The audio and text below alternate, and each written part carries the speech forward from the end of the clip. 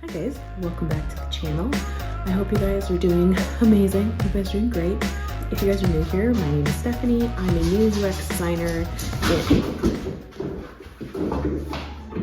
My wonderful bulldog just loves to turn it up, loves to turn it on. As soon as I get my camera and as soon as I start filming is when he wants to make an appearance. So if you hear random noises in the back, that is him. Hey, you can't do that right now. No. Come on. So today's video is kind of a long explanation of a question that I get a lot. And it's really kind of giving you guys the truth of what it's like to be a UX designer and honestly the things that I don't love about it. I like to obviously keep it very positive on this channel. I like to encourage you guys, but I also want to be truthful because there are some things that just suck, and like any job, no place is perfect, no job is perfect. And I want to make sure that you guys understand that like there's tons of stuff online, especially on YouTube. The miracle Cinderella story of becoming a UX designer, and it was this easy and I make this much money and it's wonderful and perfect, all the aesthetic things you see. And for some people that is the case, but I just want to give you guys like the reality of what I've experienced. So yeah, I'm gonna share with you guys 4, 5 maybe things that I hate about being a UX designer. Granted, I'm still very new to this, so I'm sure this will change with time, but these are just the things that I've noticed. So with that, let's get into it. There are so many meetings.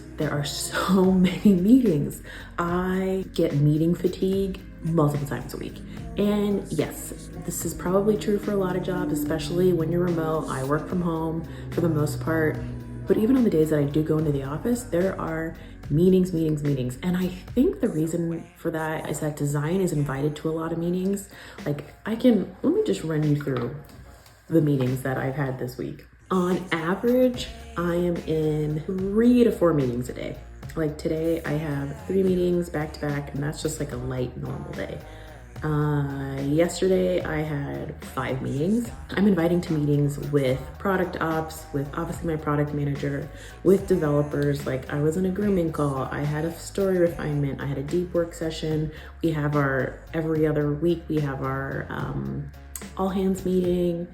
We have a best practices session coming up. There's tons. And that's just like, and that is just what's the recurring meetings. That doesn't count for if somebody just wants to meet with me really quick over a Slack huddle or somebody needs feedback or something. So there's definitely meeting fatigue, and it's great to be included, especially because a lot of these meetings, design is invited because they want a point of view on something, they want the feedback of the designer, but you really have to manage your time very well, because if you just spend all day in meetings, when does the work actually get done? So that's something I've definitely had to balance. And when I was an interior designer, like we did not have this many meetings. My schedule was half of this. And yeah, interior design is very different, but it's still a design field. So meeting fatigue, be prepared. There are so many opinions. And it's design. So I think everybody comes across design every single day of their life. And I mean, anybody, no matter what job they are, they probably have a phone, they probably look at a screen, they probably have a sense of how things are laid out, what looks good generally. So when it comes to design, everybody and their mom has an opinion. It's not like when it comes to coding. I have no opinion because I don't understand the different coding languages. Like I would never go up to a developer and be like, well, I think you should do it this way and code it that way. Like, no, I would not do that. But something about design, and it's so front facing and it's so easily accessible, has people giving their opinions. And as a designer, you can take in all these opinions, but you need to parse through what is actually valuable and what is, again, just an opinion. So that one is really kind of tricky because you get told a lot of things. So you have to really remember, what is the root that I'm trying to solve? What is the problem that I'm solving for? Does this solve the problem? Not how you feel about it. So you kind of have to get good with, I don't want to say confrontation, but you have to get good with absorbing those opinions and kind of throwing them off to the side. So that's another thing that's kind of just, it's kind of crappy because you feel like, should I be listening to this opinion? What about that person? That person said that.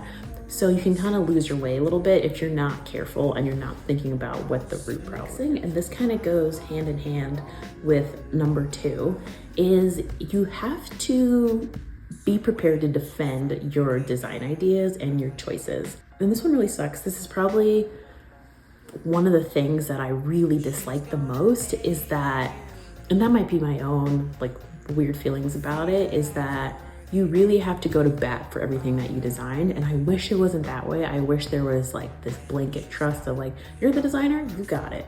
But that's really not the case. You have to defend your ideas and work to get stakeholder buy-in. And those stakeholders are probably your managers, they're probably like C-suite level people, product managers. You have to be intentional about what design choices you're making, or even like experience choices you're making, and have good rationale for it, because you will face criticism.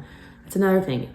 If you, not to say you need to have a thick skin, but you do need to have a thick skin. You do need to have a thick skin, because people are going to criticize your work. It's not personal. It shouldn't be personal, but people are going to criticize your work. And so you have to do a good job of not internalizing it and being like, oh God, they hate me, I'm a shit designer, you know, like you can't let it take you down that way. But you do have to be ready for people to be like, what about this? What about this? That looks different. Why did you do it that way? Like bombarded. I've had practice coming from interior design, but it's definitely different. It's different here.